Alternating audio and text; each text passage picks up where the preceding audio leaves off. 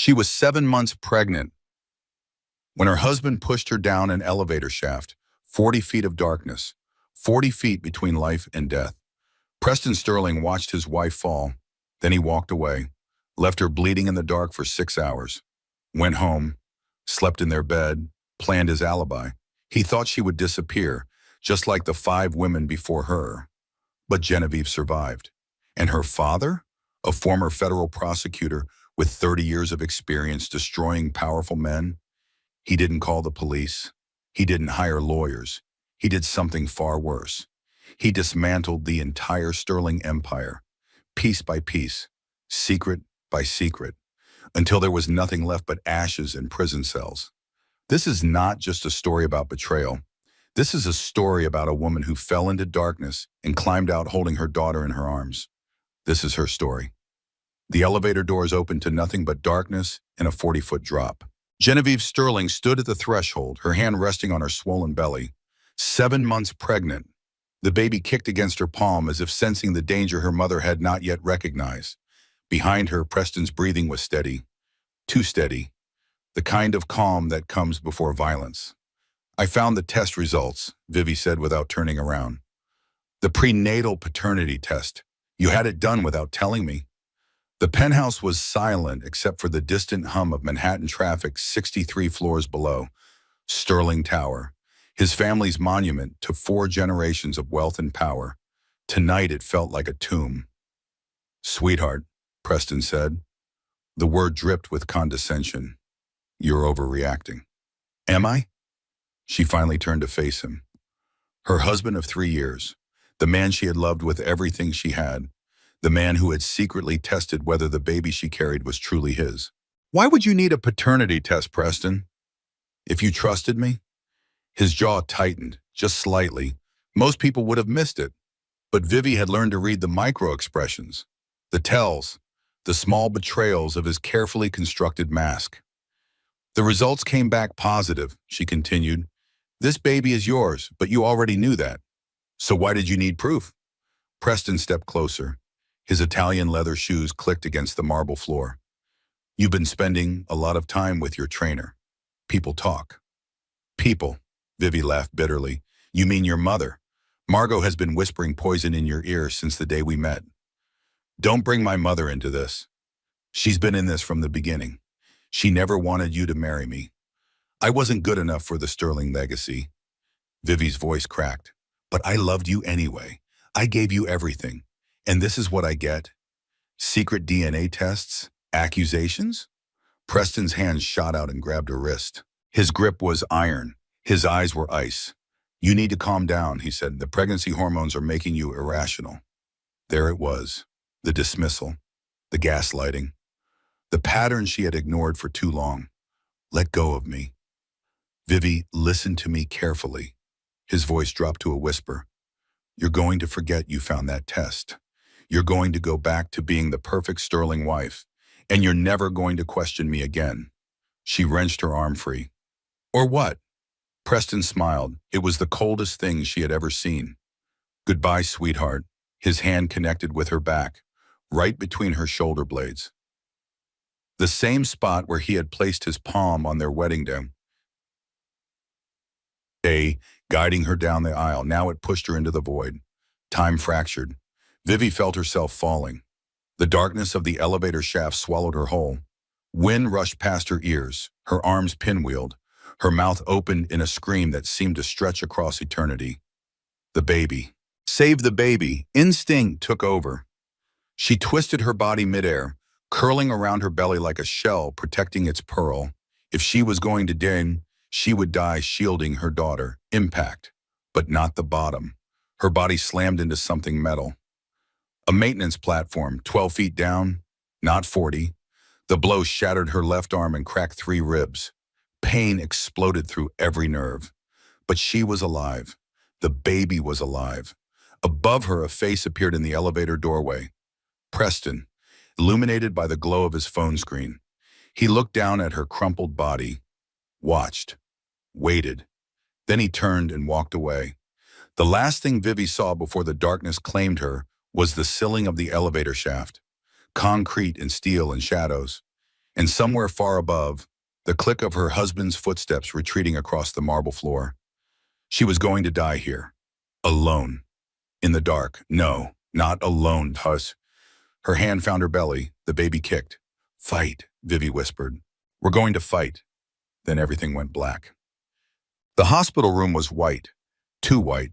The kind of sterile brightness that belonged in nightmares. Genevieve's eyes fluttered open. Machines beeped in steady rhythm. An IV dripped clear fluid into her arm. The smell of antiseptic burned her nostrils. Where am I? What happened? Then it came rushing back. The elevator, the push, the fall. Her hand shot to her belly before her eyes could focus. The instinct that had saved them both was still there, still protecting. The baby? Her voice was a ragged whisper. A face swam into view. Gray hair, tired eyes, a jaw set like granite. Her father. Dad? Raymond Ashford leaned forward in his chair. He took her hand in both of his. His palms were warm, but his grip was trembling. Fighting, he said, like her mother. The doctors say she's a miracle. Both of you are. Tears spilled down Vivi's cheeks. Hot, uncontrollable. The relief was overwhelming. Her daughter was alive. Her baby was still inside her, still growing, still fighting. Preston, she managed to say, he pushed me. Dad, he tried to kill me. Raymond's expression didn't change, but something shifted behind his eyes. A darkness that Vivi had seen before. The same look he had worn during his 30 years as a federal prosecutor. The face he showed to murderers and monsters before he destroyed their lives with evidence and truth. I know, he said quietly. The maintenance worker found you.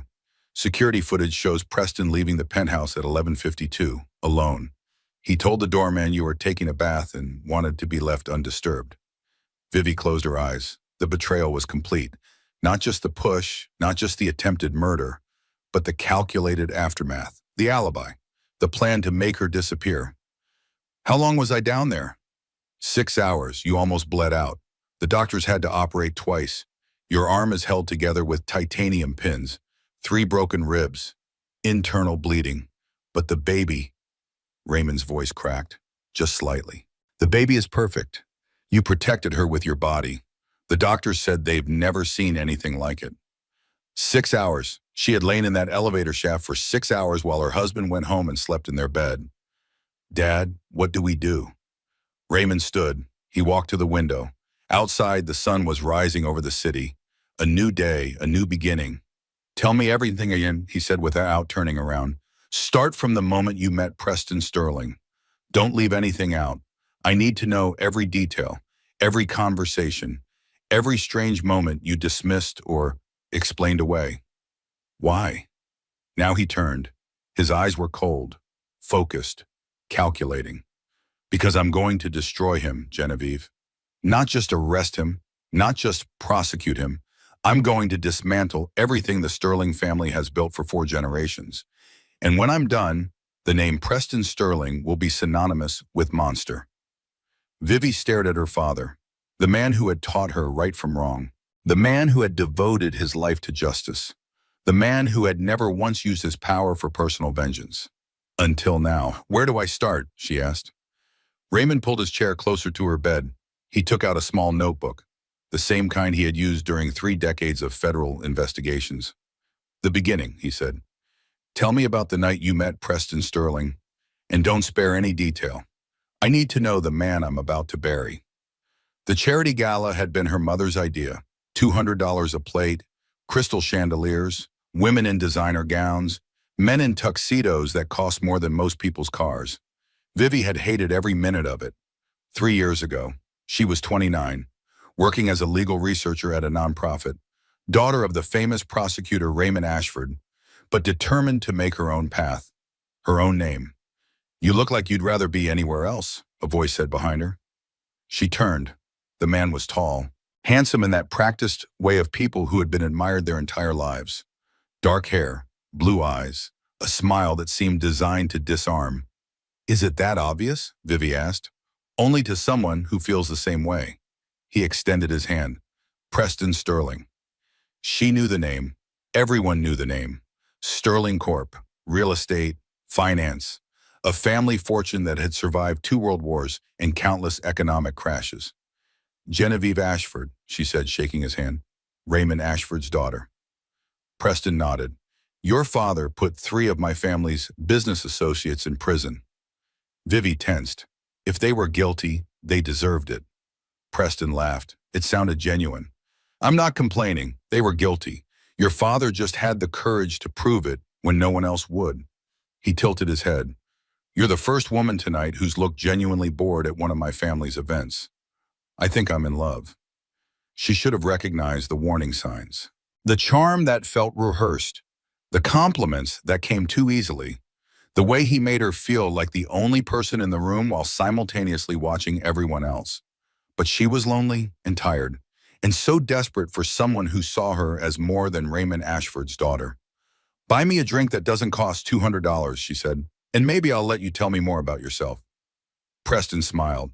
Done. That night, they left the gala together. He took her to a hole-in-the-wall diner in Brooklyn. They ate pancakes at midnight and talked until sunrise. He told her about the pressure of being a sterling heir, the expectations, the loneliness of growing up with money but no real connections.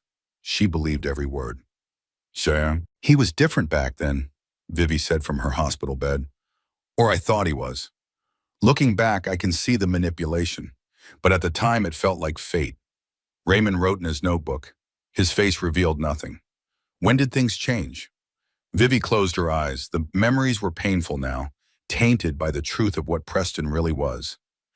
After the wedding, small things at first. He didn't like my friends, said they were jealous of my new lifestyle. He thought I spent too much time with my family, said your work made him uncomfortable. She paused. I made excuses. I told myself he was just protective, that he loved me so much he wanted me all to himself. Classic isolation tactics, Raymond said. Textbook abuser behavior. The word hit Vivi like a slap. Abuser. She had never let herself think it before.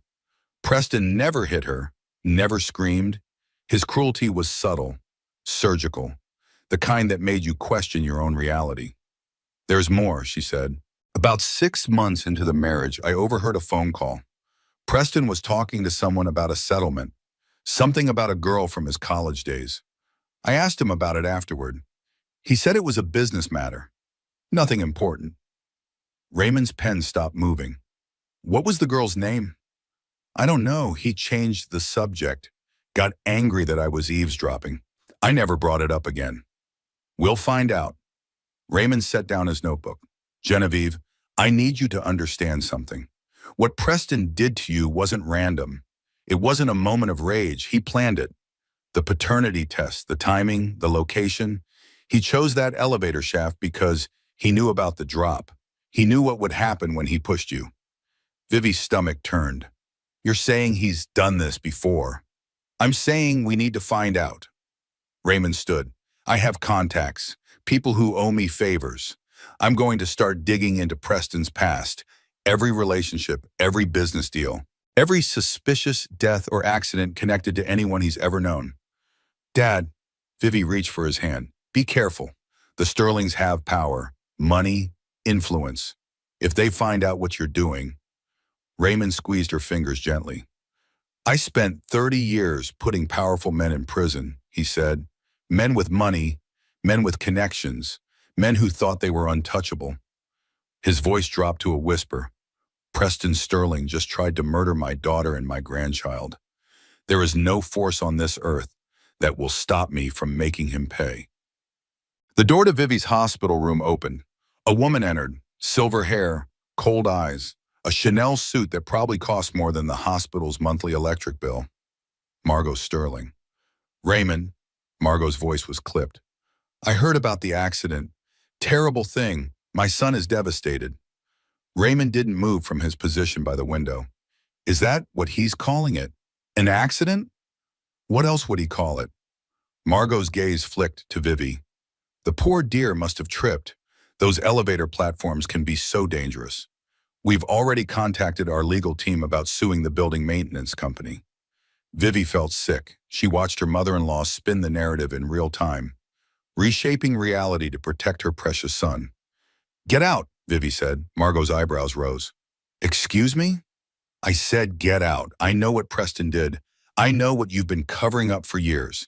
And if you think for 1 second that I'm going to play along with your lies, you don't know me at all. Yet the mask slipped. Just for a moment, Vivi saw the real Margot Sterling underneath. The cunning, the cruelty, the absolute certainty that she was above the law.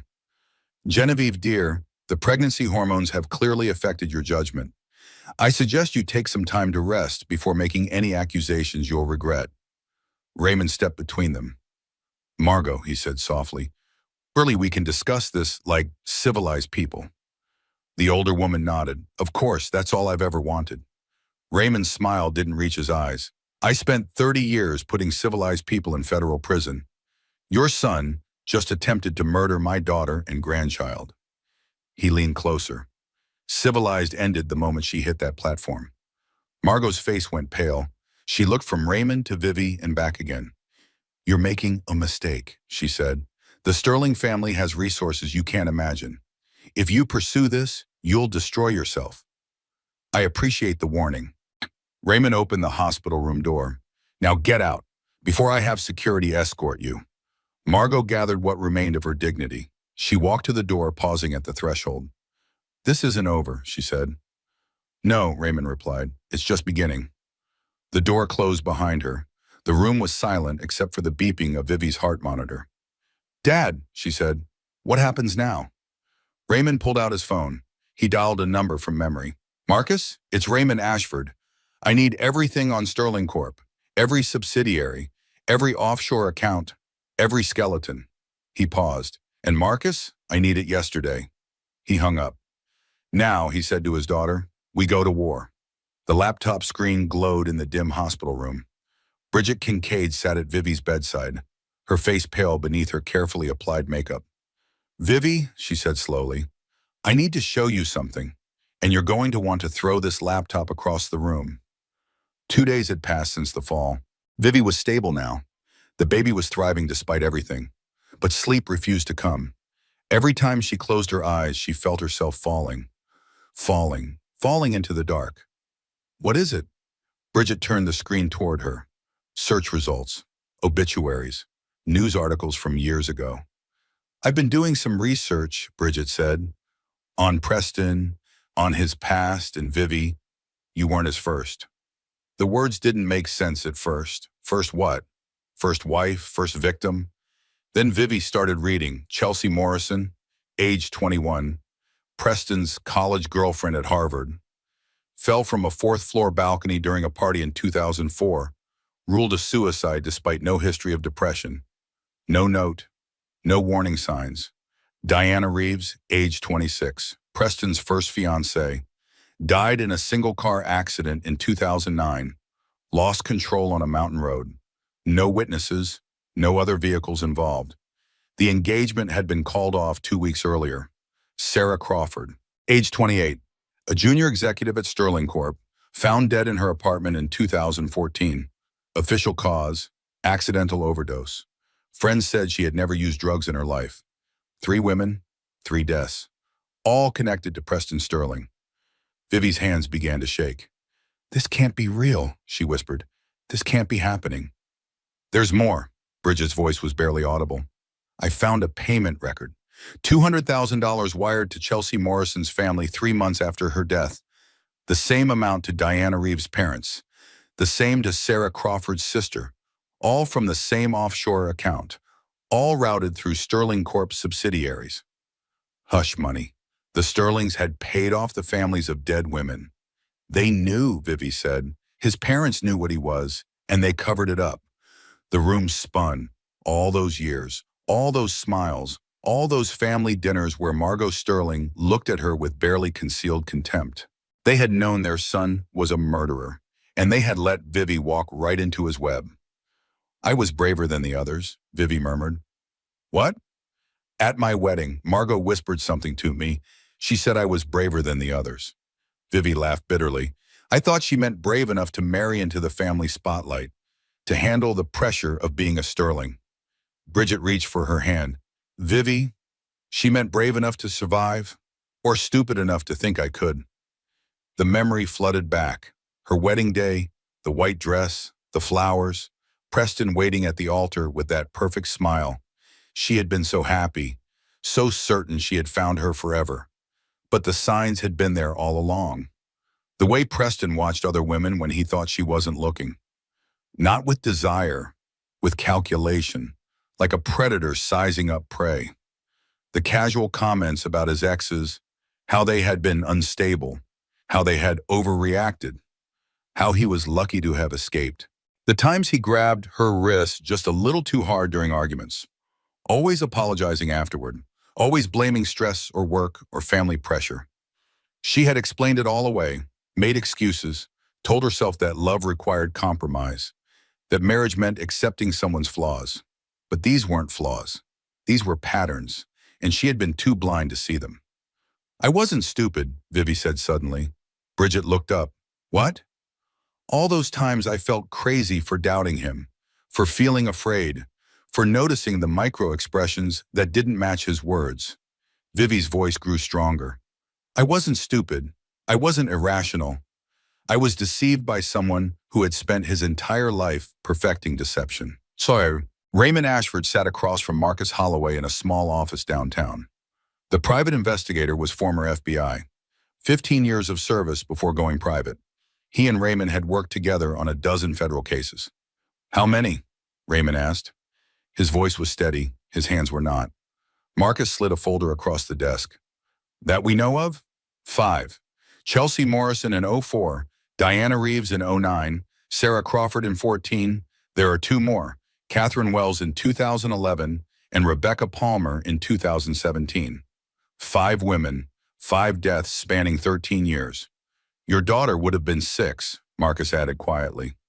Raymond opened the folder. Photos, police reports, coroner findings, a paper trail of tragedy stretching back 2 decades.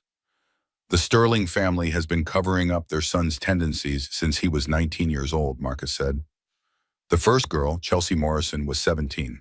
Preston was a sophomore. The family claimed it was hazing gone wrong, paid off the university, paid off the local police, made it all disappear. How did they keep it hidden for so long? Money, influence, fear. Marcus shrugged. The Sterling name opens doors. It also closes mouths. Anyone who gets too close to the truth gets a visit from their lawyers. Or worse. Raymond studied the photos. 5 young women, 5 lives cut short, 5 families destroyed by grief and silenced by money. What about physical evidence? Gone, destroyed, lost. Marcus leaned forward. But there's one thing they couldn't erase.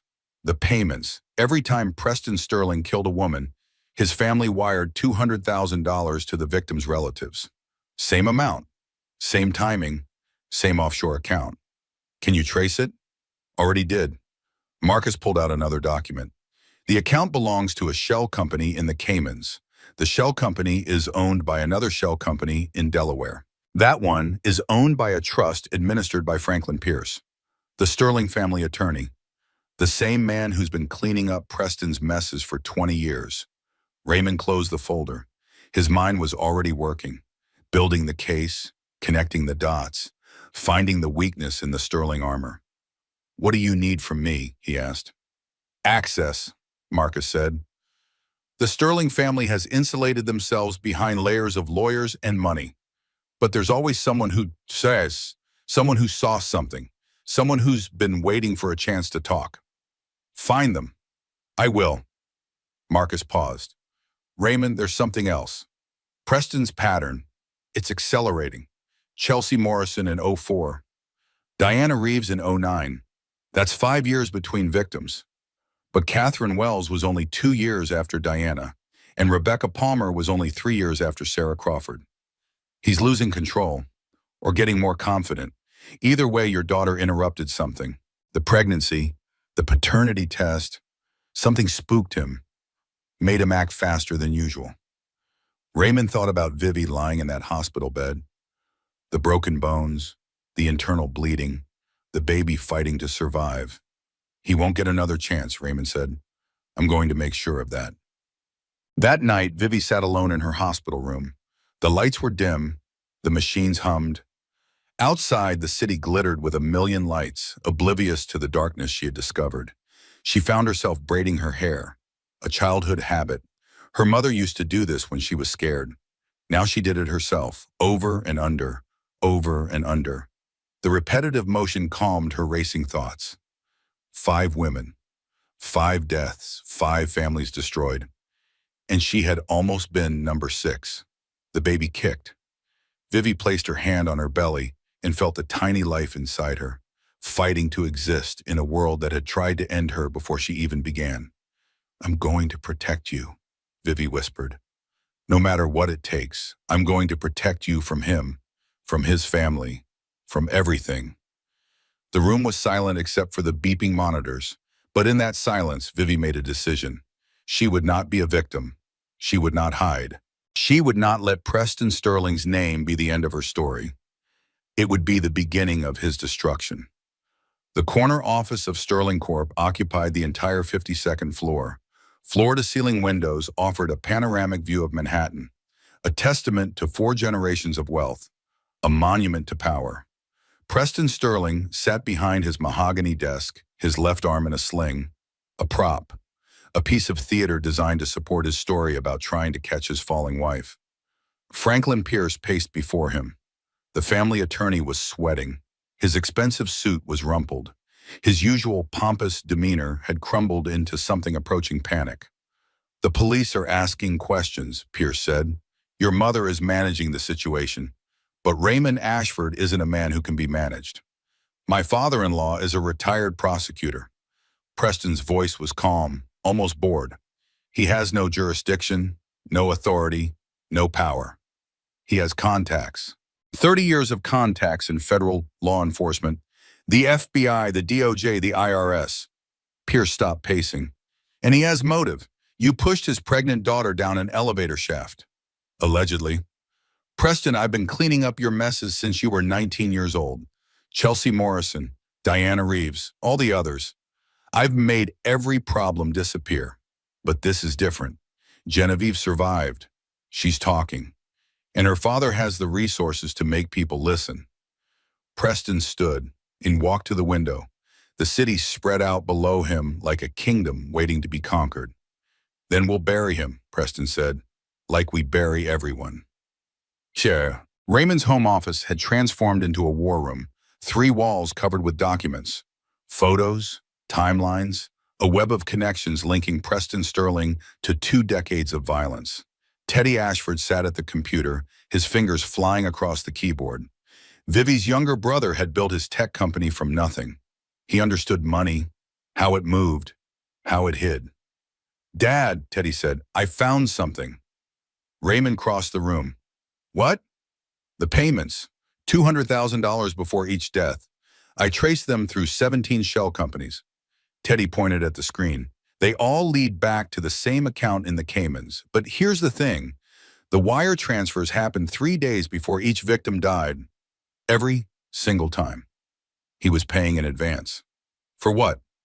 Raymond studied the pattern. 3 days before Chelsea Morrison fell from that balcony. 3 days before Diana Reeves lost control of her car. 3 days before Sarah Crawford overdosed on drugs she never used. "Cleanup," Raymond said. "He pays someone to handle the aftermath. Make it look like an accident. Destroy evidence. Silence witnesses." "There's more." Teddy pulled up another document. The same account received a deposit 3 days before Vivi's fall, $200,000. The implications were staggering. Preston hadn't just pushed his wife on impulse. He had planned it, budgeted for it, treated her murder as a line item on a spreadsheet. "Can you trace who receives the money?" "Working on it." Teddy rubbed his eyes. "But whoever it is, they're good, really good.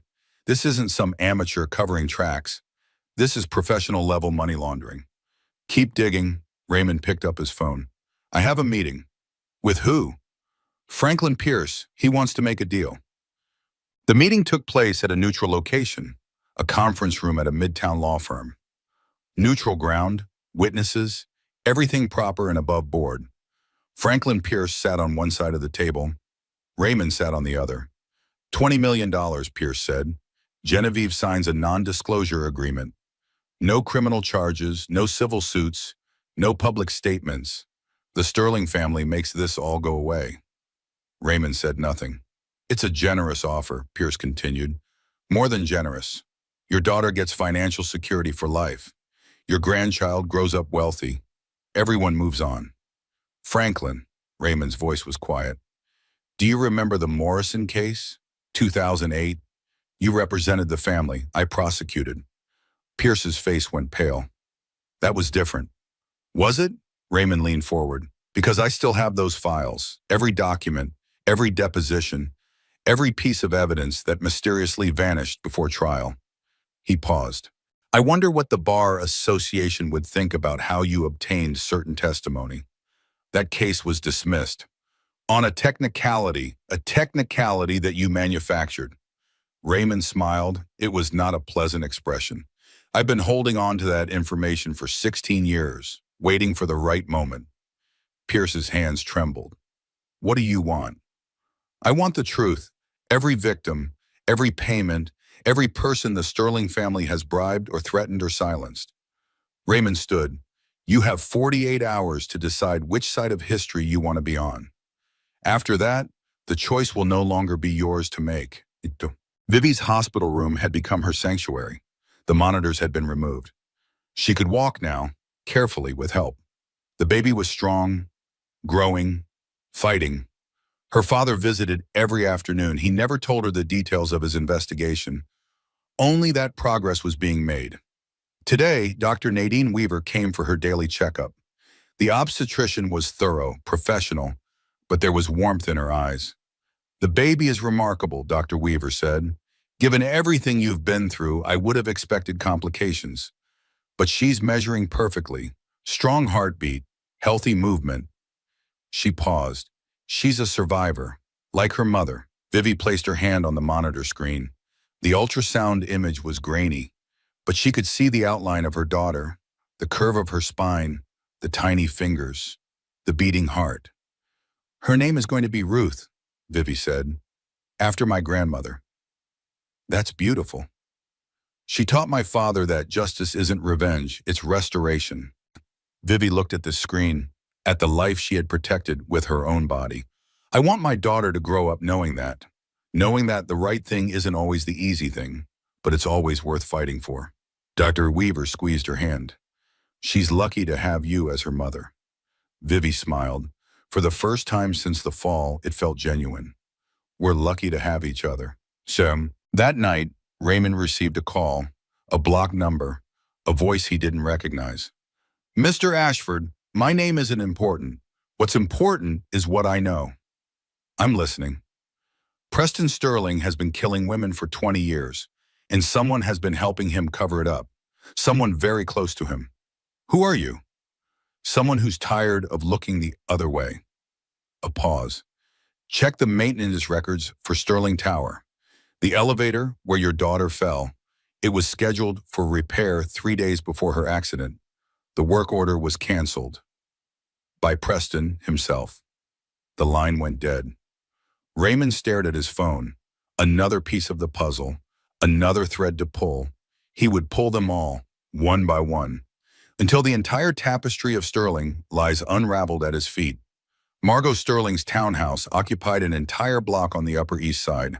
4 stories of old money elegance, marble floors, antique furniture, paintings that belonged to museums.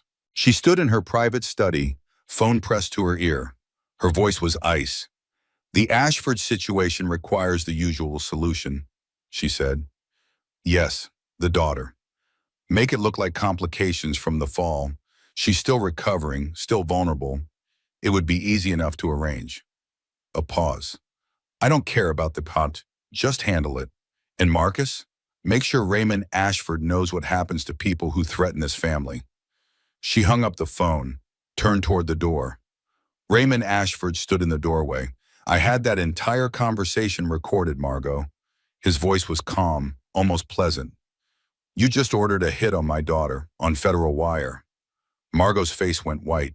Her composure shattered like fine china. That's impossible. You couldn't have what? Anticipated that you'd try to have Genevieve killed? That you'd use the same methods you've used for 20 years to clean up your son's messes? Raymond took a step into the room. I've been recording every phone call in and out of this house for 3 weeks. Every text message, every email. Your security system has more holes than Swiss cheese. That's illegal. So is conspiracy to commit murder. So is obstruction of justice.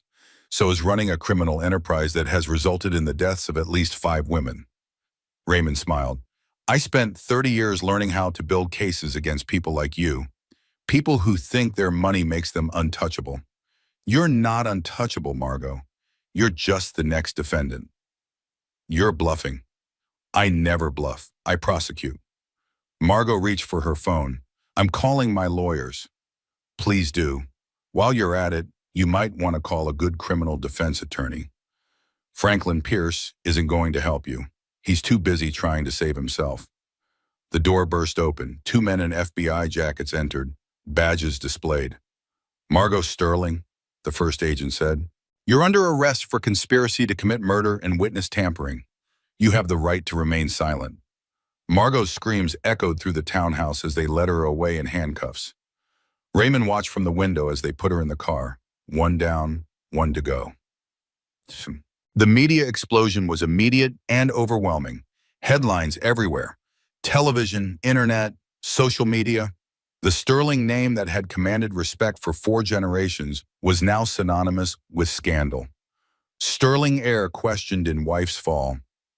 Former prosecutor uncovers pattern of deaths connected to billionaire family. Sterling matriarch arrested on conspiracy charges. Preston Sterling's face appeared on every screen, his carefully crafted image crumbling in real time. The handsome philanthropist, the charming businessman, the devoted husband. All lies.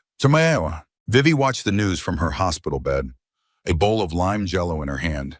The same jello she had craved throughout her pregnancy. Preston always mocked the craving, called it childish, common. Now she savored every bite. Bridget sat beside her, scrolling through her phone. Your father is trending on Twitter. The hashtag Justice for Sterling Victims has been viewed 50 million times. Good. There's also a GoFundMe for the families of Preston's other victims. It's already raised $2 million. Vivi set down her spoon.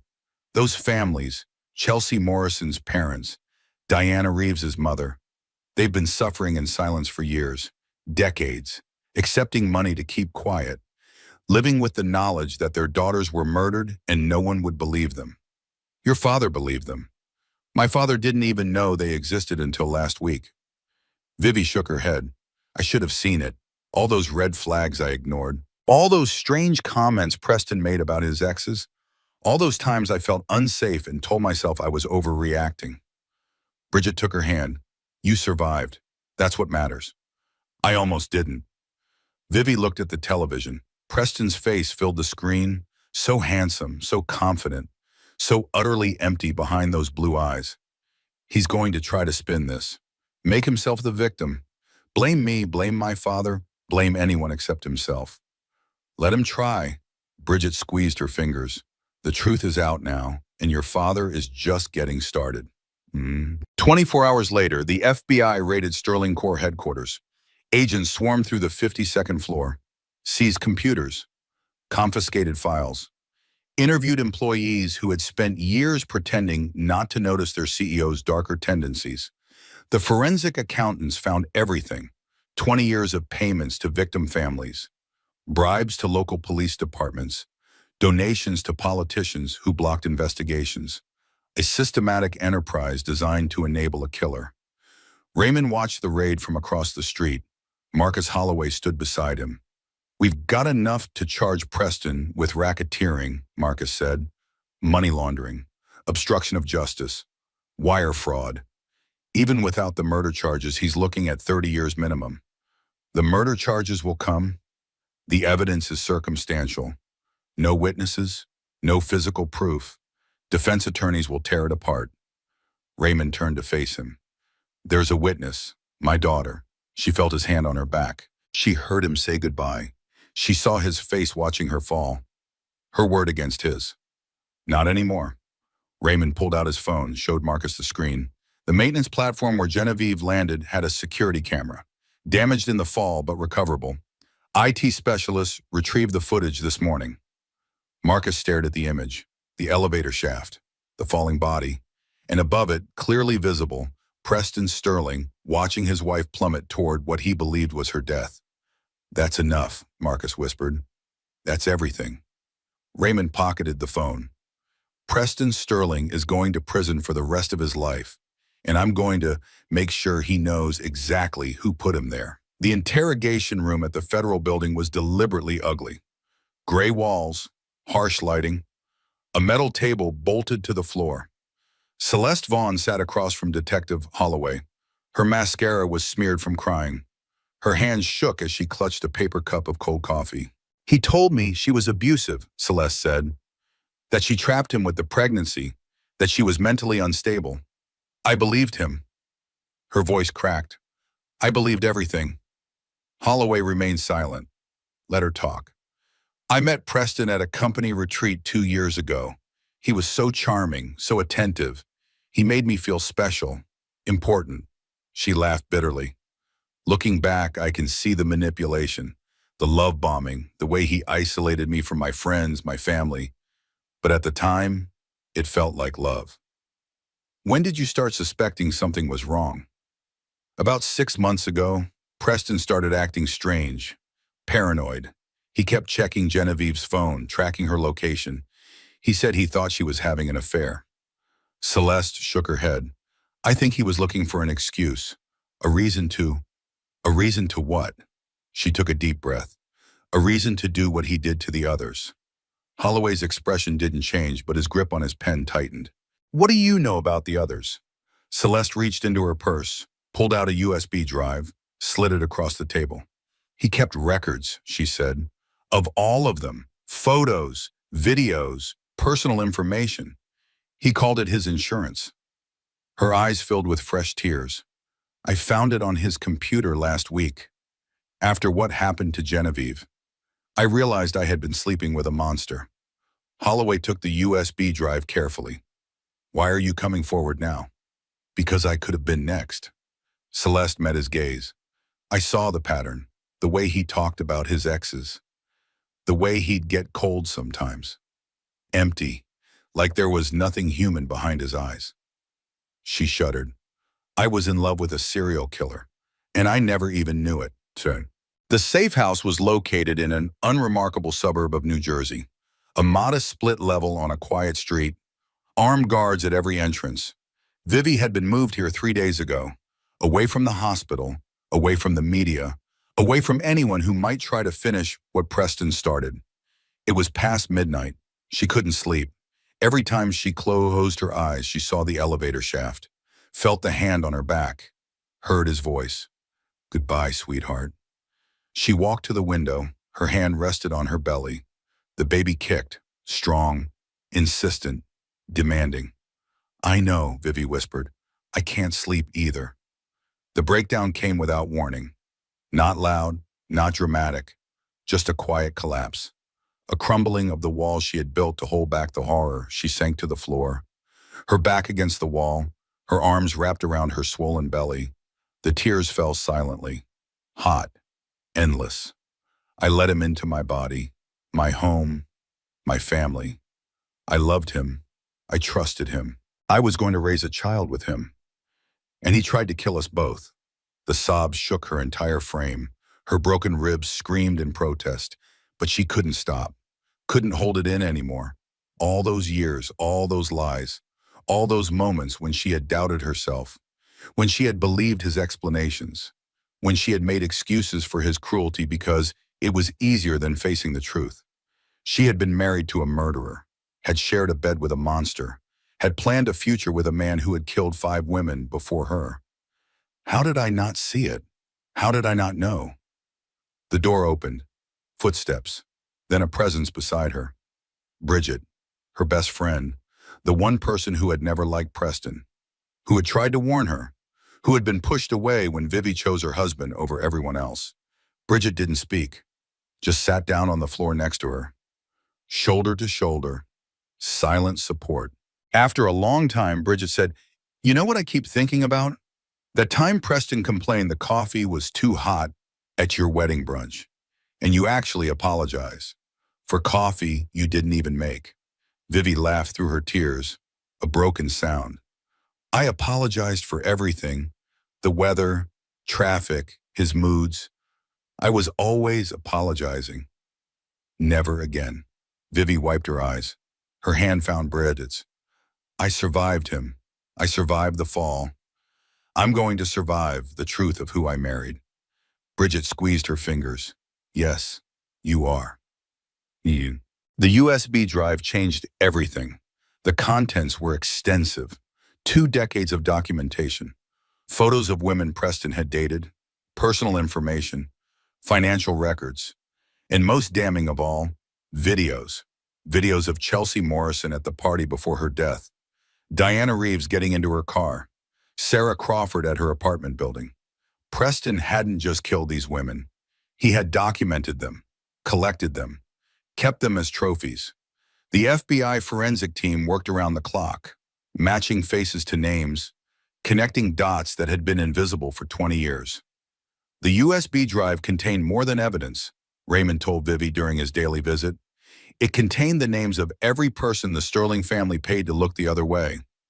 3 judges, 2 senators, the police chief who handled Chelsea Morrison's case, half a dozen corporate executives who helped launder the payoff money. Vivi stared at him. How deep does this go? Deep enough to bring down some very powerful people. Raymond sat down beside her. The FBI is opening investigations into 23 separate individuals. This isn't just about Preston anymore. It's about the entire system that enabled him. What about the other families? Chelsea Morrison's parents? Diana Reeves's mother? I've spoken with them. Some are willing to cooperate, others are scared. They've spent years being told to stay quiet, to accept the money and move on. Raymond paused. But now they have a choice. Now they can finally tell the truth.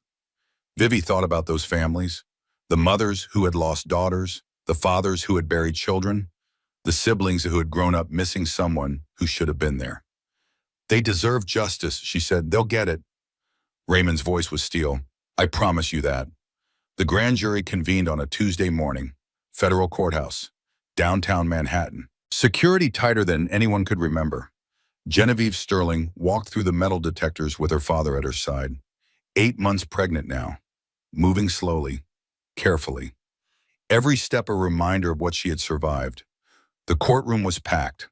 Reporters, attorneys, FBI agents, representatives from victim families who had waited decades for this moment. Vivi took her seat in the witness chair. The court reporter's fingers hovered over her machine. 24 jurors watched from their seats, waiting, listening. Please state your name for the record. Genevieve Ruth Ashford Sterling. Mrs. Sterling, can you tell us about the events of October 15th of this year? Vivi took a deep breath. She had rehearsed this, prepared for every question, but nothing could truly prepare you for reliving the worst night of your life in front of strangers. My husband Preston and I were in the penthouse apartment of Sterling Tower. We had been arguing about a prenatal paternity test I found in his office. He had secretly tested the baby's DNA without my knowledge or consent. What happened next? I confronted him, asked him why he needed proof that the baby was his. He became defensive, aggressive. Vivi paused. Then he pushed me. Where did he push you? Into the elevator shaft. The doors were open. There was nothing below me but a 40-foot drop. A murmur rippled through the courtroom. The jurors' faces shifted from neutral to horrified. What happened after he pushed you? I fell, but I hit a maintenance platform about 12 feet down instead of falling all the way to the bottom. I broke my arm, cracked 3 ribs, suffered internal bleeding. Vivi's hand moved to her belly. But my baby survived. We both did. Did you see your husband's face during or after the fall? Yes, Vivi's voice was steady now, strong. He looked at me while I fell. He watched to make sure I was dead. And when I didn't die immediately, he turned and walked away.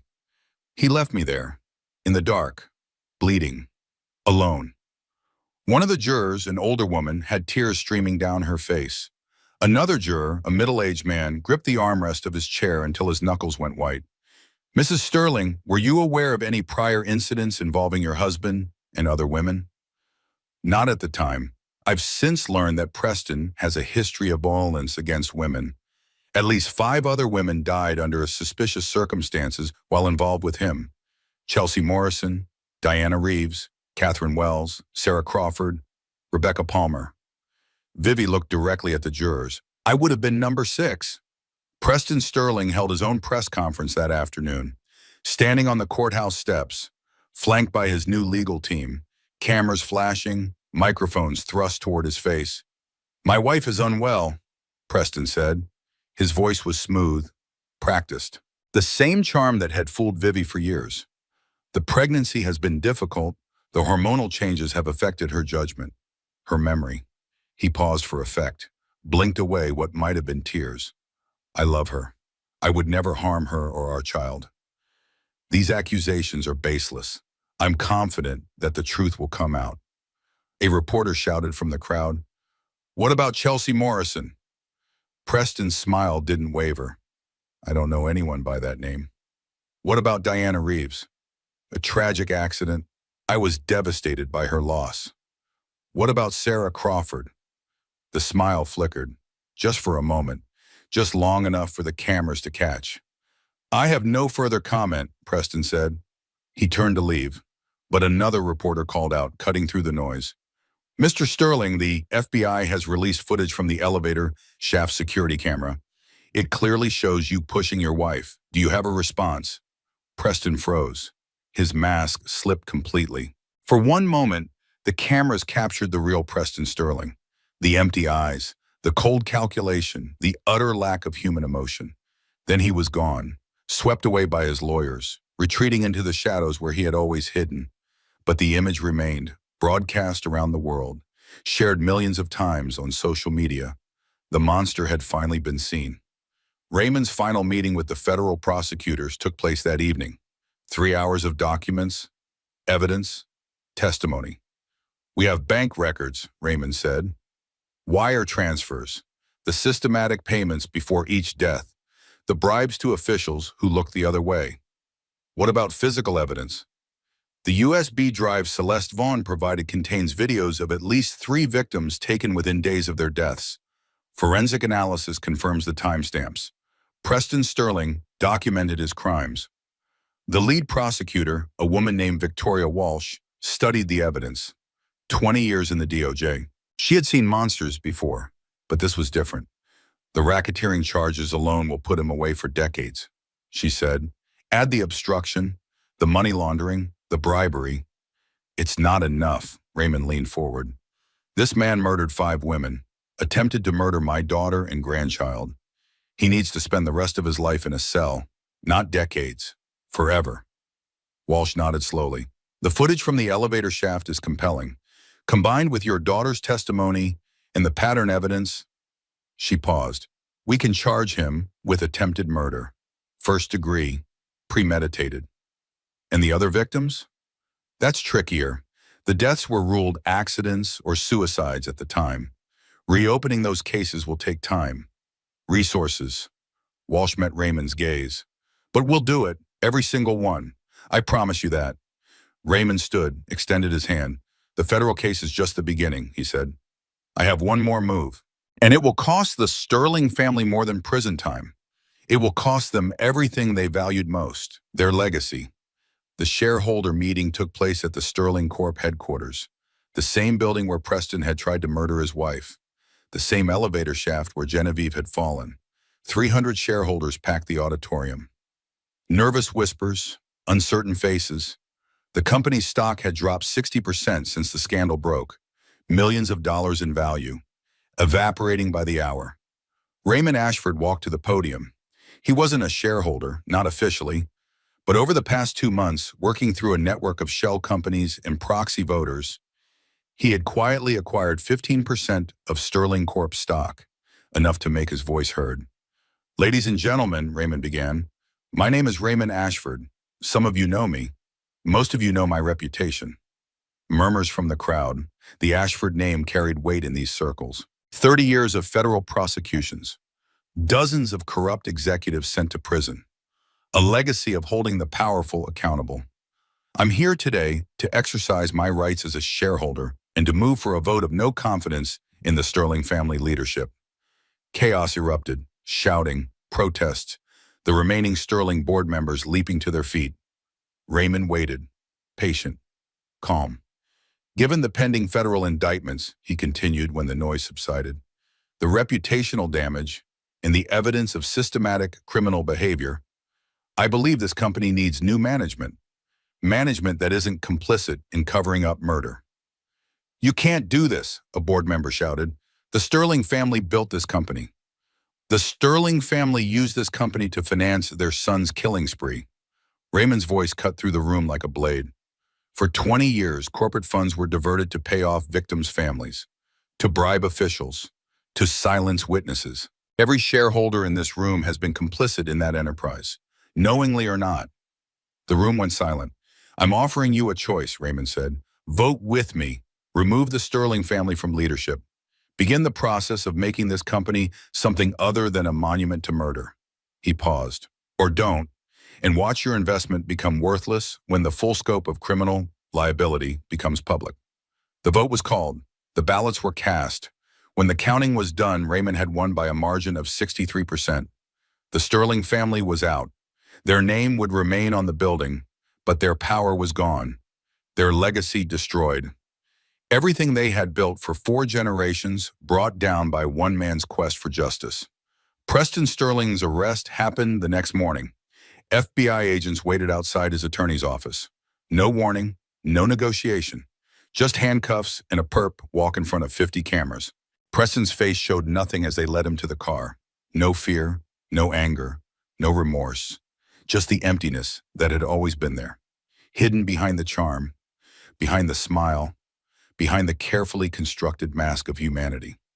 Margot Sterling watched from her townhouse window, her assets frozen, her phone confiscated, her world collapsing around her. The Sterling name that had commanded respect for 4 generations was now synonymous with monster. The civil suits came next. The family of Chelsea Morrison, parents who had spent 16 years being told their daughter killed herself, who had accepted money to stay quiet, who had lived with the knowledge that justice would never come. The family of Diana Reeves, a mother who had buried her child and never understood why, who had questioned the police findings, who had been threatened into silence by Sterling lawyers. The family of Sarah Crawford, a sister who had known her sibling didn't use drugs, who had fought for years to reopen the investigation, who had finally been heard. 20 years of silence broken, 20 years of grief finally acknowledged. The Sterling fortune that had built hospitals and endowed universities would now pay restitution to the families they had destroyed. Vivi received the news at the safe house. Her father called, his voice tired but triumphant. It's done, Raymond said. Preston will be arraigned tomorrow. The charges are attempted murder, racketeering, money laundering, obstruction of justice. The prosecutors are confident. The evidence is overwhelming. Vivi sat down slowly, her hand on her belly. The baby was quiet now, resting. What about his mother? Margot's trial is scheduled for next month. Conspiracy, ordering a hit on you. 20 years of obstruction. Raymond paused. She'll die in prison, Genevieve. They both will. The tears came, but these were different. Not tears of pain, not tears of fear, tears of release, of closure, of the long nightmare finally ending. Thank you, Dad. Don't thank me. Raymond's voice softened. You survived. You testified. You found the courage to tell the truth when it would have been so much easier to stay silent. A pause. I'm proud of you, sweetheart. So proud. Vivi wiped her eyes. I couldn't have done it without you. Yes, you could have. You were always stronger than you knew. Raymond cleared his throat. Now get some rest. You have a baby to deliver, and a whole new life to begin. The contractions started at 3:17 in the morning. Vivi had been dreaming. Not the nightmares that had plagued her for months. Not the falling, not the darkness, not Preston's face watching her plummet into the void. Something different. Something peaceful. A garden. sunlight streaming through apple trees, a little girl with dark hair running through wildflowers, laughing, free, safe. Then the pain, sharp, urgent, unmistakable, like a fist clenching inside her belly. Vivi's eyes flew open. The safe house bedroom was dark, silent except for the distant hum of the security system. Another contraction, stronger this time, radiating from her lower back to her abdomen like a wave of fire. "It's time," she whispered to the empty room. "Oh God, it's time." Her hands found her belly. 8 months and 3 weeks. Early, but not dangerously so. The doctors had warned her this might happen. The trauma of the fall, the stress of the trial. The body sometimes decides it's had enough. She reached for her phone. Speed dial 1, her father. "Dad," her voice was steady, calmer than she felt. "The baby's coming." Raymond Ashford had faced down murderers, testified before Congress, prosecuted men who had threatened to destroy him and everyone he loved. But the sound of his daughter's voice telling him his grandchild was on the way reduced him to something approaching panic. "I'm on my way, 20 minutes, don't move. I'm calling the hospital. I'm calling Teddy. I am calling Bridget. Don't move." "Dad." "What?" "Breathe." A pause, then a laugh, shaky but genuine. "That's supposed to be my line." "I know. I learned from the best." The drive to Mount Sinai took 43 minutes. Raymond broke every speed limit. Teddy sat in the passenger seat calling ahead to the hospital. Bridget had beaten them all, somehow arriving before the ambulance that transported Vivi from the safe house. The private maternity wing had been secured days earlier. Armed guards at every entrance. No press, no cameras, no one without explicit clearance. This moment belonged to Vivi and her family. After everything they had endured, they had earned that privacy. The labor room was state-of-the-art.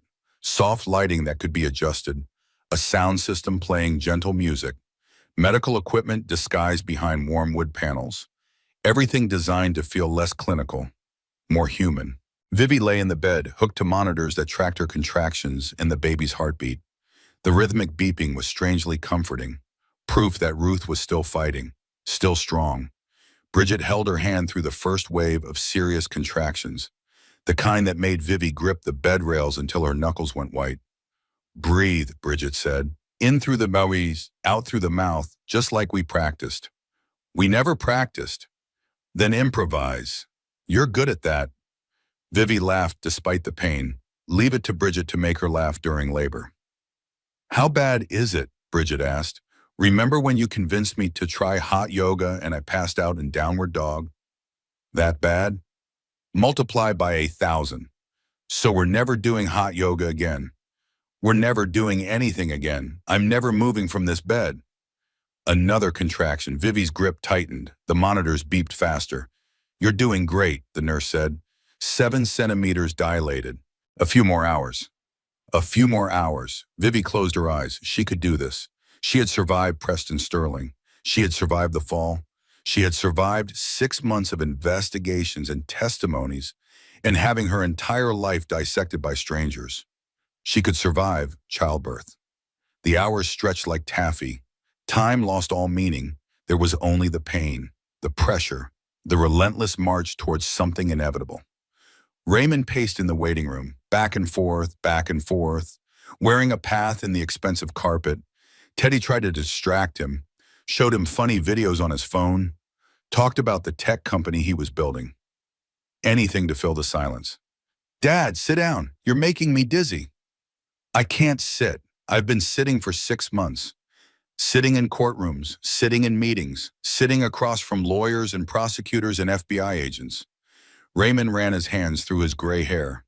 "I need to move. I need to do something." "There's nothing to do. She's in good hands. The doctors are the best. The security is tight. Everything is under control." "Nothing is under control." Raymond stopped pacing, looked at his son. "When your mother was in labor with you, I thought I knew what fear was. I thought I understood what it meant to be helpless. But this," he shook his head, "after everything Genevieve has been through, everything that monster put her through, and now she has to do this, alone." "She's not alone. Bridget is with her." That's not what I mean. Raymond sat down heavily. I mean without a partner, without someone who loves her the way she deserves to be loved. She's bringing a child into the world, and the father of that child tried to kill them both. Teddy was quiet for a moment. Then he reached over and put his hand on his father's shoulder. She has us, he said. She has you. She has me. She has Bridget and the whole extended family and everyone who's been fighting for her since this started. He paused. Ruth isn't going to grow up without love, Dad. She's going to grow up with more love than she knows what to do with. Raymond looked at his son, this young man who had grown up while Raymond was consumed with work, with cases, with putting away the bad guys while his own family sometimes felt like an afterthought. When did you get so wise? I had a good teacher. Teddy smiled. Even if he wasn't always around. I'm sorry for all the times I wasn't there. You're here now, that's what matters. The waiting room door opened. A nurse appeared. Mr. Ashford, there's been a complication. The word complication echoed through Raymond's skull as he followed the nurse down the corridor. Complication, such a clinical word, such a sanitized way of saying something has gone wrong. The delivery room was controlled chaos, doctors and nurses moving with urgent efficiency, monitors beeping with increased frequency. Vivi's face pale against the white sheets. What's happening? Raymond demanded. Dr. Weaver met him at the door. Her expression was serious but not panicked. Professional concern rather than alarm. The internal scarring from the fall is affecting the birth canal, she explained. The baby is presenting in a difficult position. We need to perform an emergency cesarean section. Is she going to be okay? Is the baby going to be okay? We're going to do everything we can.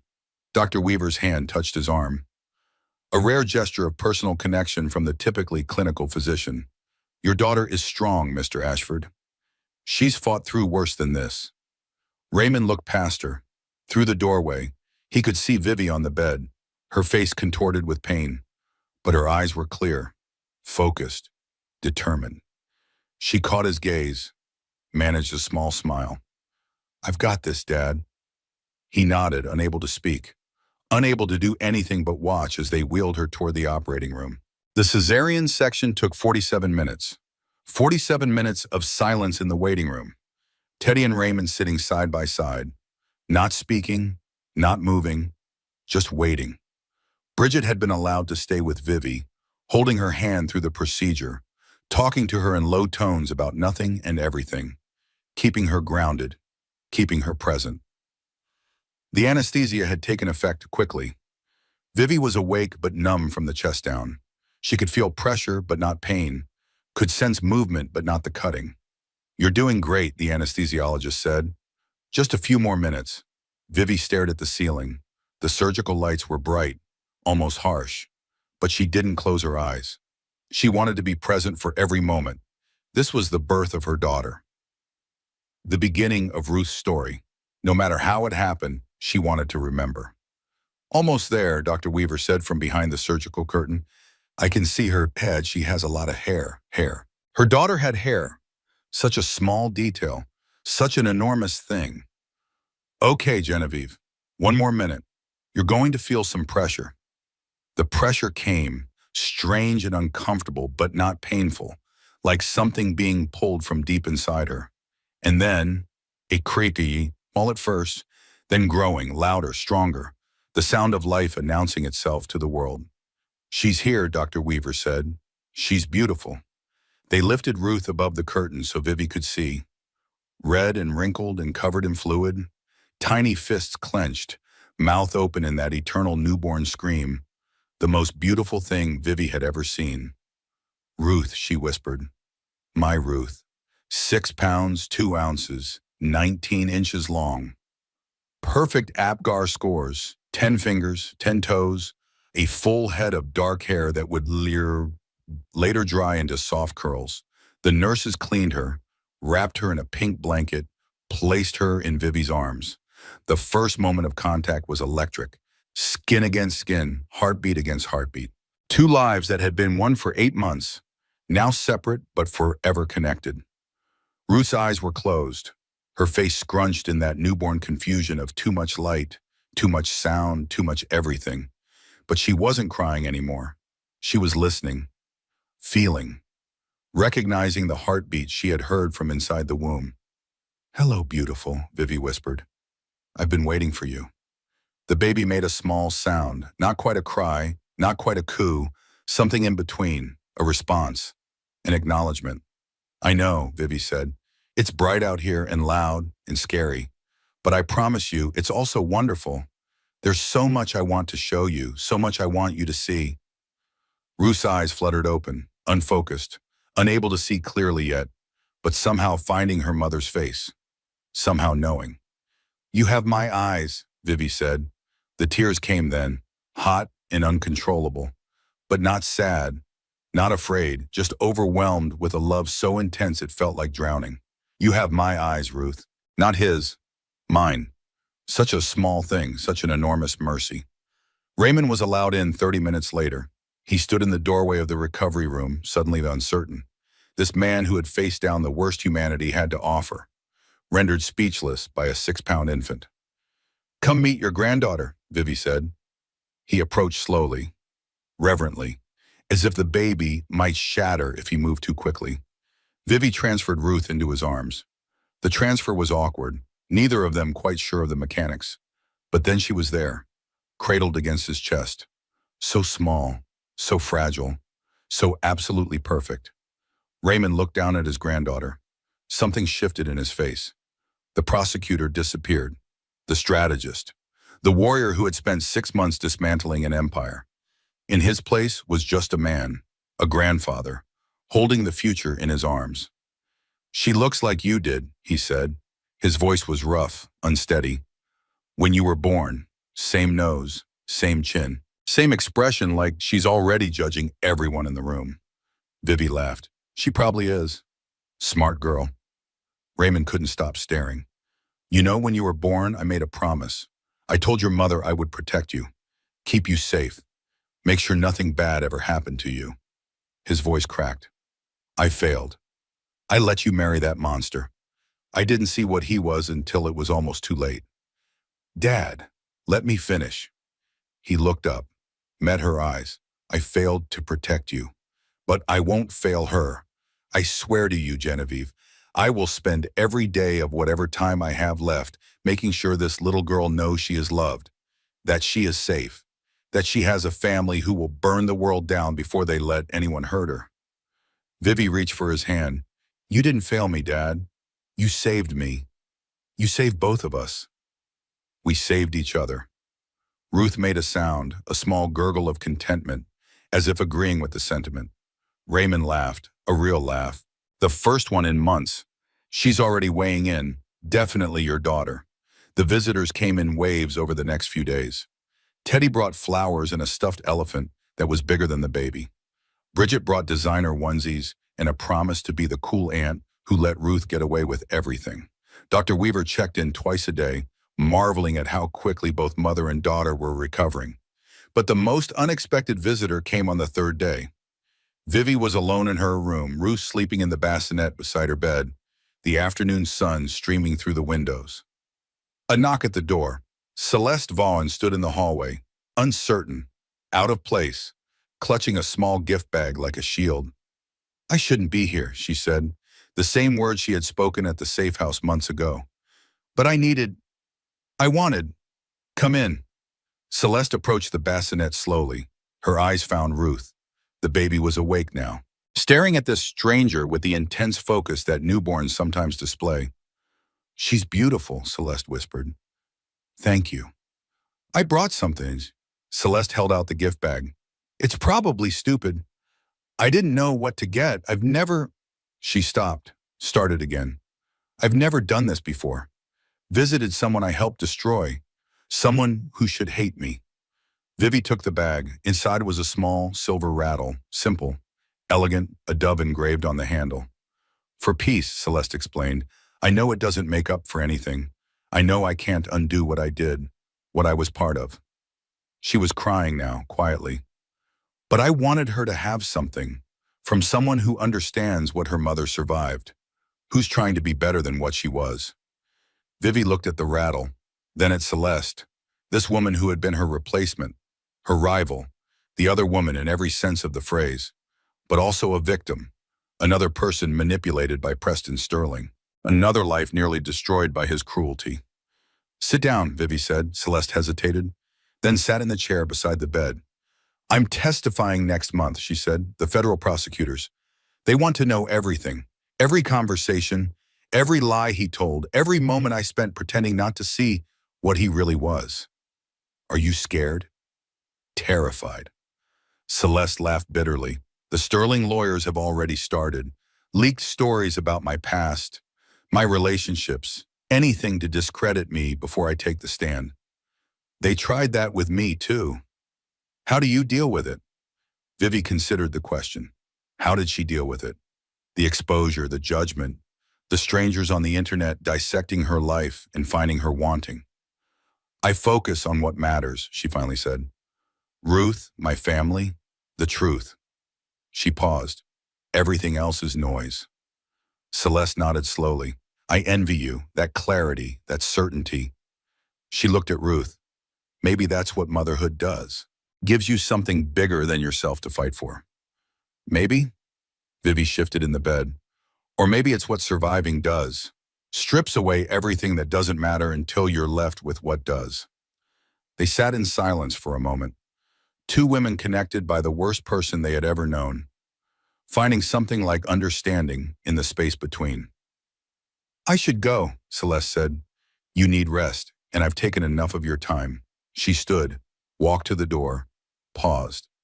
"Thank you," she said, "for not hating me, for letting me see her." A pause, "For showing me that it's possible to come out the other side of something like this and still be human." Vivi watched her go, then looked at Ruth. The baby was watching too, those unfocused newborn eyes somehow seeing everything. "That was complicated," Vivi told her daughter. "Life is going to be full of complicated things. People who hurt you, people who help you. Sometimes the same person doing both." Ruth blinked. "The trick," Vivi continued, "is figuring out which is which, and having the courage to forgive when forgiveness is deserved." The baby yawned. Apparently philosophical discussions were exhausting. "Fair point," Vivi said. "We'll save the rest for when you're older." The verdict came down on a Tuesday, 6 months after Ruth's birth, 6 months of motions and hearings and legal maneuvering. 6 months of the Sterling defense team throwing everything they had at the prosecution's case. None of it worked. The evidence was overwhelming. The elevator footage, the financial records, the testimonies of Celeste Vaughn, and dozens of others who had finally found the courage to speak. Preston Sterling III, guilty on all counts. Attempted murder in the first degree, premeditated, conspiracy to commit murder, racketeering, money laundering, obstruction of justice, bribery of public officials. Sentence: life imprisonment without the possibility of parole. Margot Sterling's trial had concluded a month earlier. The matriarch of the Sterling dynasty, the woman who had protected her son's secrets for 20 years, who had ordered a hit on her own daughter-in-law, guilty of conspiracy to commit murder, guilty of obstruction of justice, guilty of witness tampering. 25 years in federal prison. She would die behind bars. Vivi watched the verdict announcement from her living room. Ruth in her arms, the television on mute. She didn't need to hear the words. She could see them on the faces of the reporters, the prosecutors, the families of the victims who had waited decades for this moment. Justice. Not perfect justice. Nothing could bring back Chelsea Morrison or Diana Reeves or Catherine Wells or Sarah Crawford or Rebecca Palmer. Nothing could erase the years of silence, the years of fear, the years of wondering if anyone would ever believe them. But this was something, an acknowledgement, a reckoning. A line drawn in the sand that said, "No more." Raymond called moments after the verdict. "It's done," he said. "It's finally done." Vivi looked at her daughter, 6 months old, growing so fast, already trying to grab everything within reach. "No," she said, "it's just beginning." The courthouse steps were crowded with cameras and reporters and onlookers. The verdict had drawn international attention. The fall of a dynasty, the triumph of truth over wealth and power. Vivi walked through the chaos with Ruth in her arms. Security flanked her on all sides. But she didn't hurry, didn't hide. Let them see. Let them photograph. Let them witness what survival looked like. A reporter shouted a question. "Mrs. Sterling, how do you feel about the verdict?" She paused, turned toward the cameras. Ruth was awake, looking at the crowd with wide eyes, taking in this strange new world of flashing lights and shouting voices. Vivi smiled, not triumphant, not vindictive, something quieter, something stronger. Peace. "My name," she said clearly, "is Genevieve Ashford, and I feel like the rest of my life just started." Then she walked down the steps, into the waiting car, away from the past and toward everything that came next. 2 years later, the house sat on 3 acres of Connecticut countryside, a white Cape Cod with blue shutters, a wraparound porch with rocking chairs, a garden that bloomed with flowers from April to October. Nothing like Sterling Tower. Nothing like the penthouse prison where Vivi had spent 3 years of her life pretending to be happy. This was real. This was hers. This was home. Ruth's laughter echoed across the backyard. 2 years old now, running on sturdy legs that had learned to walk at 10 months and hadn't stopped moving since. She was chasing butterflies, her dark curls bouncing, her arms outstretched toward creatures that always stayed just out of reach. Vivi watched from the kitchen window, coffee in hand, morning light streaming through clean glass. Every morning started like this, the quiet moment before the day began, when she could simply watch her daughter exist in the world, safe, happy, free. The nightmares had stopped about a year ago, the falling dreams, the darkness, Preston's face floating above her in the elevator shaft. Therapy had helped, time had helped, but mostly Ruth had helped. Hard to dwell on the past when the present demanded so much attention. The doorbell rang. Vivi crossed to the front door, already knowing who it was. Her father had a key, but always rang anyway. Old-fashioned courtesy. Raymond Ashford stood on the porch, a stuffed giraffe under one arm, a bakery box in his hands. "Grandpa!" Ruth had somehow heard the bell from the backyard, come racing around the house, launched herself at Raymond's legs with the full force of toddler enthusiasm. He laughed, set down the bakery box, scooped her up with an ease that belied his 63 years. "There's my favorite girl. I'm chasing butterflies. Did you catch any?" "No, they're too fast." "That's okay. The best things in life are worth chasing even if you never catch them." Ruth considered this wisdom with the gravity only a 2-year-old could muster, then squirmed to be put down. "Come see my garden."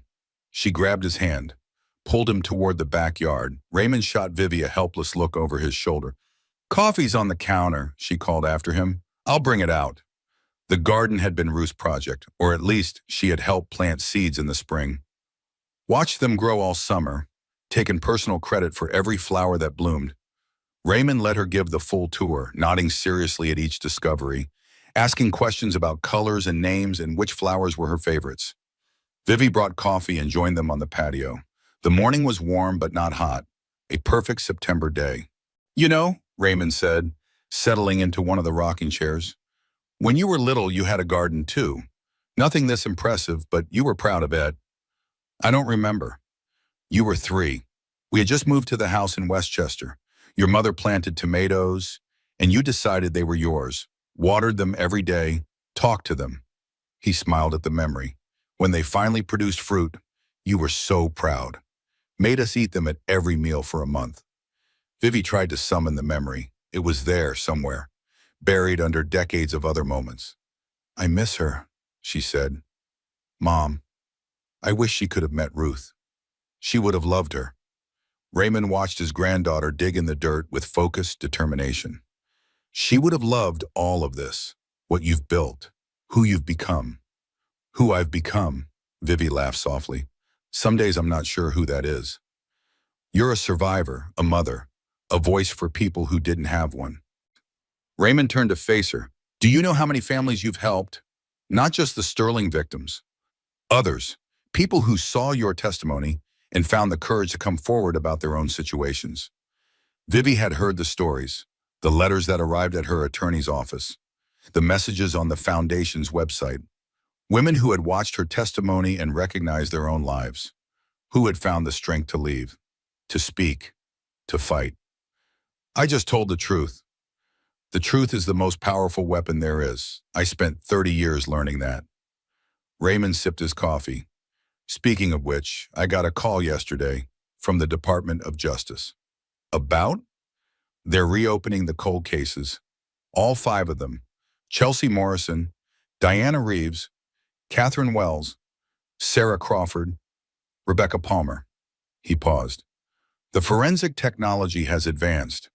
Combined with the financial evidence, they think they can upgrade the charges.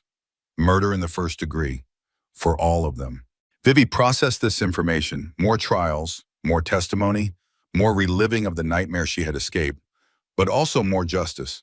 More closure for families who had waited even longer than she had. What do you need from me? Nothing yet, but they may want you to testify again about the pattern, about what you observed during your marriage. Raymond reached for her hand. You don't have to. You've done enough. More than enough. I'll do it. The words came without hesitation. Those families deserve the same thing I got. A verdict, an acknowledgement that what happened to their daughters wasn't an accident, wasn't suicide, wasn't anything other than what it was. Murder. Murder. Vivi nodded. And if my testimony helps prove that, then I'll testify as many times as they need. Raymond squeezed her hand. Your mother would be so proud. The Survivors Advocacy Foundation had been Vivi's idea, a way to channel everything she had experienced into something constructive. The Ashford Foundation for Domestic Violence Survivors, funded initially by a portion of Vivi's divorce settlement, grown through donations from people touched by her story. The office was in downtown Hartford. Nothing fancy, a converted warehouse space with exposed brick and big windows, desks for the staff, meeting rooms for support groups, a crisis hotline that operated 24 hours a day. Vivi visited once a week, more when she could manage it. Today she brought Ruth. This is where Mommy works, she explained as they walked through the front door. Ruth looked around with wide eyes. The office was buzzing with activity, phones ringing, people typing, conversations happening in every corner. It's loud, Ruth observed. Yes, because lots of people need help, and these are the people who help them. A woman approached, Sarah Chen, the foundation's executive director. Brilliant, compassionate, a survivor herself, though her story was her own to tell. Genevieve, and this must be Ruth. Sarah crouched down to Ruth's level. I've heard so much about you. Your mommy says you're the best helper in the world. Ruth considered this. I help with the garden. That's very important work. Flowers need water. They certainly do. Sarah stood. We have some new volunteers starting today. Would you like to say a few words? Nothing formal. Just welcome them. Let them know what they're part of. Vivi nodded. She had done this before, found that she was good at it, though public speaking had never been her strength. But talking about this, about survival, about hope, that was different. That came from somewhere deeper than skill. The conference room held about 20 people, new volunteers, some eager, some nervous, all committed to making a difference. Vivi stood at the front of the room, Ruth in a chair beside her, coloring in a book someone had provided. Thank you for being here, Vivi began.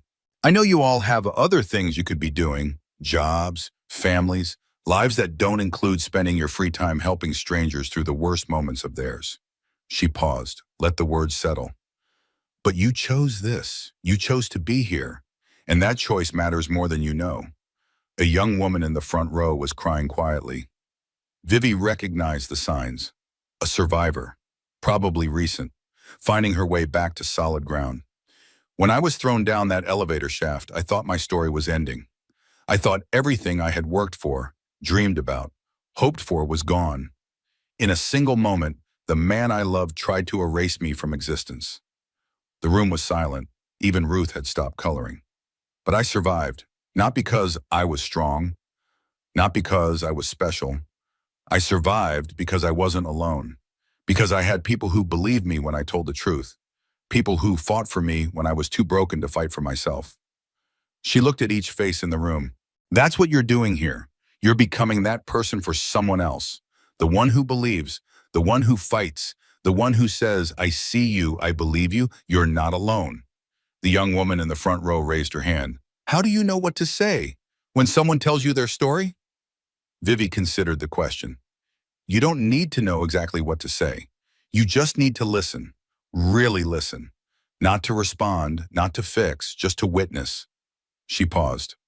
Most survivors have spent so long being told their experiences didn't matter, that they were exaggerating, that they were wrong. Sometimes the most powerful thing you can say is, I believe you. The session continued. Questions and answers. Practical information about resources and protocols. But Vivi kept coming back to that core truth. I believe you. 3 words that had saved her life. The afternoon brought an unexpected visitor. Vivi was in her office reviewing grant applications when Sarah knocked on the door. There's someone here to see you. Says her name is Margaret Morrison. Morrison. Vivi's heart clenched. Chelsea Morrison's mother? Sarah nodded. Should I tell her you're busy? Vivi took a breath. No, send her in. Margaret Morrison was in her 60s, silver hair, tired eyes that had seen too much sorrow. She entered the office slowly, hesitantly, as if unsure she belonged. Mrs. Ashford, thank you for seeing me. Please call me Genevieve and sit down. Margaret lowered herself into the chair across from Vivi's desk, her hands twisted in her lap. I wasn't sure I should come. We've never met. And what I have to say, it's been 16 years. 16 years of silence, of taking their money and pretending my daughter killed herself. Vivi waited. Let the woman speak at her own pace. Chelsea didn't kill herself. Margaret's voice cracked. She was happy, in love, planning her future. She had just declared her major, talked about law school, about making a difference. I know, Vivi said. I've read her file. Then you know what he did, what they all helped him cover up. Margaret wiped her eyes. I knew, I've always known, but I was scared. They threatened us, said they would destroy my husband's business. Take our house, make our lives impossible. The Sterlings were good at threats. They were good at following through. Margaret laughed bitterly. So we took the money, signed the papers, kept quiet while our daughter's killer walked free, dated other women, married you. She looked at Vivi with something like wonder. And you survived. You were the one who finally stopped him. Vivi shook her head. I wasn't the one. There were dozens of people, investigators, prosecutors, other survivors who came forward. But you were first. You were the one who had the courage to tell the truth when everyone else was still afraid. Margaret reached into her purse, pulled out a photograph, handed it across the desk.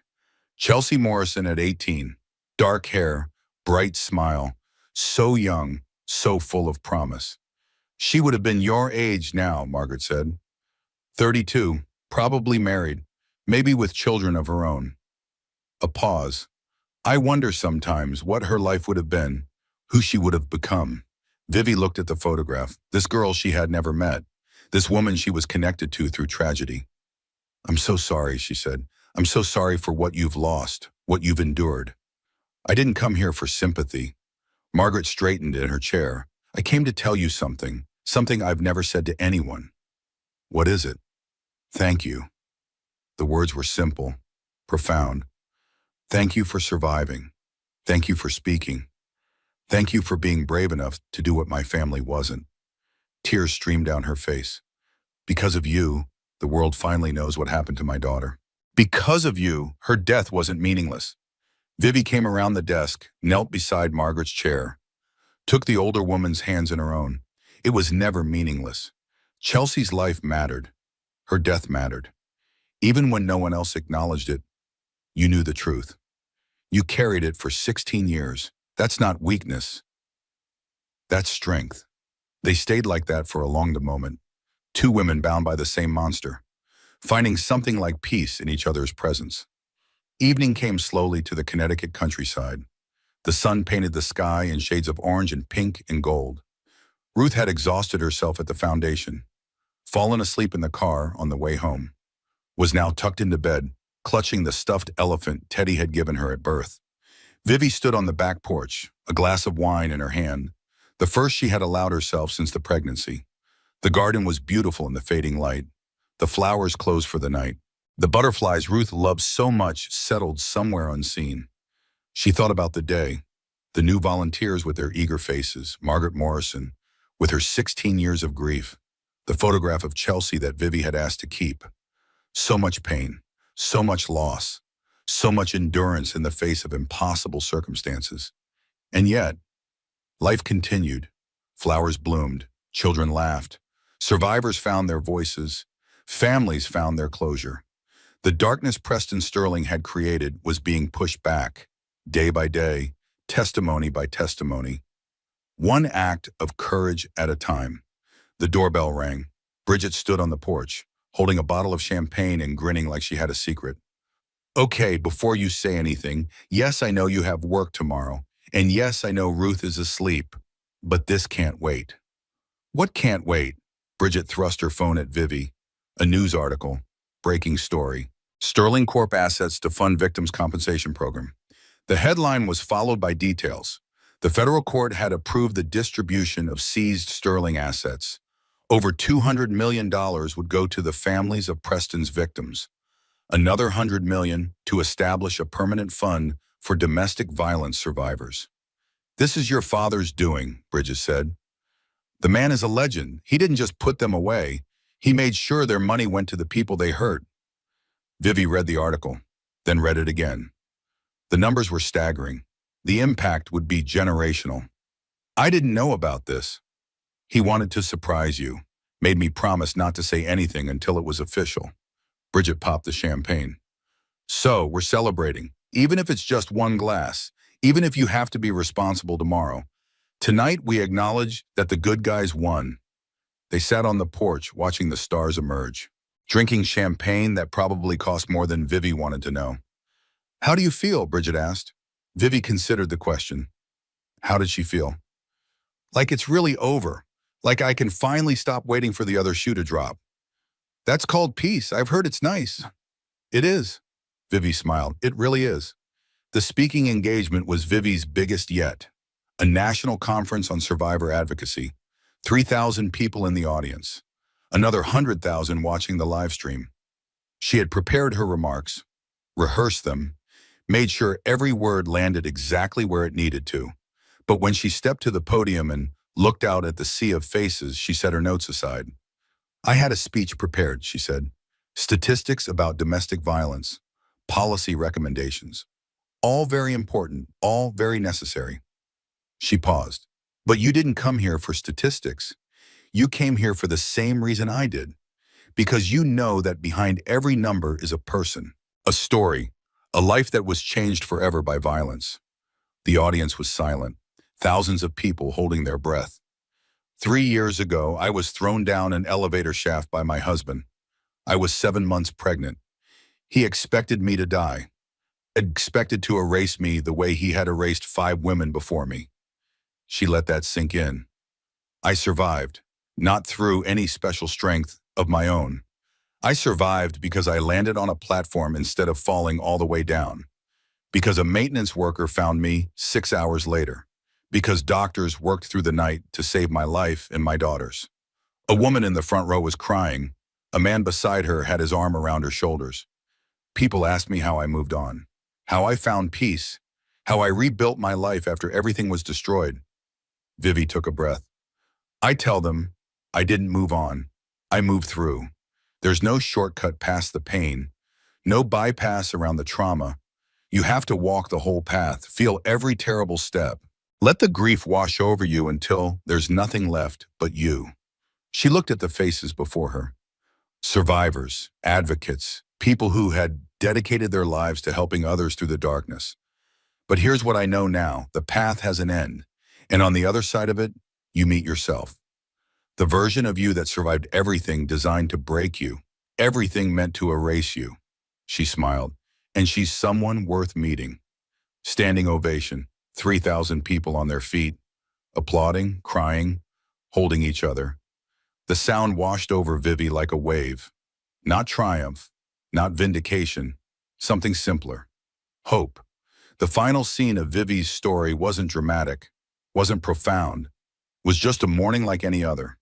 Ruth woke early, demanded pancakes, Got syrup on her face and in her hair and somehow on the ceiling. Bridget came by with coffee and gossip about the preschool parent drama. Raymond called to check in, to talk about Ruth's upcoming birthday party, to remind Vivi how much he loved her. Teddy texted a picture of himself at some tech conference, looking successful, looking happy, looking nothing like the worried young man who had paced the hospital waiting room while his niece was being born. The foundation sent updates, new volunteers trained, new families helped, new lives saved. Margaret Morrison sent flowers. A standing order. Every week since their meeting, a reminder that grief and gratitude could coexist. And Ruth. Ruth played in her garden, chased butterflies she would never catch, laughed at jokes only she understood, grew taller every day, more confident, more herself. Vivi watched her daughter from the kitchen window, coffee in hand, morning light streaming through clean glass. This was her life now. Not the sterling penthouse, not the charity galas, not the crystal and marble and careful performances. Just this, a messy kitchen, a sticky toddler, a family that had been forged in fire and come out stronger. Ruth looked up, caught her mother watching, waved with both hands. "Mommy, come see." Vivi set down her coffee, walked out to the garden. Let her daughter show her the latest butterfly, the newest flower, the small wonders that made up a child's world. "It's beautiful," she said. "I know." Ruth's confidence was absolute, the certainty of someone who had never been told they weren't enough. Vivi knelt beside her, brushed a curl from her face, felt the fierce love that still surprised her every single day. "You know what the best part is?" she asked. "What?" "That you're here to see it, that we're here together." Ruth considered this with the gravity of a 2-year-old philosopher. "That is good," she agreed, and "Yes," Vivi said, "it really is." Later that evening, after Ruth was asleep and the house was quiet, Vivi returned to the back porch. The stars were out. Millions of them, more than you could ever see from Sterling Tower. She thought about the journey, the 3 years since the fall, the darkness and the light, the despair and the hope, the woman she had been and the woman she had become. He threw me down that shaft expecting me to disappear.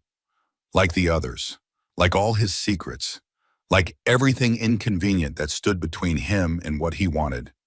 But I didn't fall into darkness.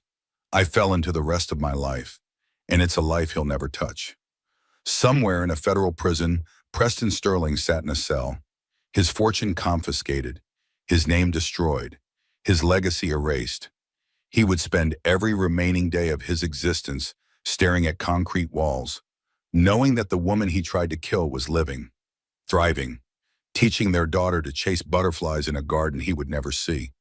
That was justice, not the clean ending of movies and television, not the satisfying conclusion of simple narratives. Real justice. Messy, imperfect, but absolutely undeniably real. Vivi raised her face to the stars. "Thank you," she whispered. To the universe, to fate, to whatever force had put that maintenance platform in her path, had kept her heart beating through 6 hours of darkness, had given her father the strength to dismantle an empire, had brought Ruth safely into the world. "Thank you for the second chance. I won't waste it." The stars didn't answer. They never did. But that was okay. Some things didn't need answers. They just needed acknowledgement. Vivi stood, stretched, took one last look at the garden where her daughter had played. Tomorrow would bring new challenges, new opportunities, new moments to be present for. But tonight there was peace, and that was more than enough.